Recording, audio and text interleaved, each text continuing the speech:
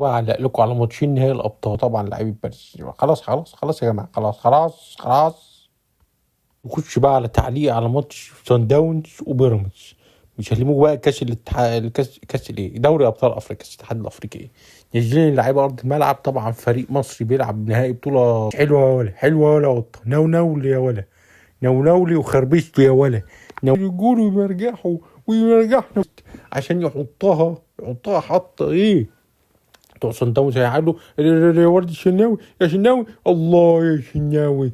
صدت أليسون دي يا شناوي، صدت أليسون في ماتش ليفربول ونابولي يا شناوي. صدت البطولة دي يا شناوي. مش ممكن خليني ويعلم عليهم تاني. مش ممكن يا ولي يا ولي. هوبا صن داونز هوبا. يا نهار اسود صدى. يا ساتر يا ساتر، بيتعاملوا على انهم خدوا البطولة. يا ساتر يا ساتر، على بس ما يجيبوش هدف يكهربوا لنا بيه الماتش. ما يشوطش ولا انت اللي ماتشات. هوبا. انا بنادي بموضوع الخصخصه لشويه الزمالكاويه الهبل اللي فاكرين مجلس الاداره والحنكه الاداريه هي اللي هتحل المشكله. الخصخصه هي الحل يا جدعان. الاستثمار هو الحل يا جدعان. اهو يا سيدي النتيجه اهي. النتيجه هي بيرفعوا الكاس يا عم. كان اسمهم الاسيوطي وفي 5 سنين وفي 6 سنين رفعوا الكاس. يعني على الله بس الزمالكاويه يفهموا.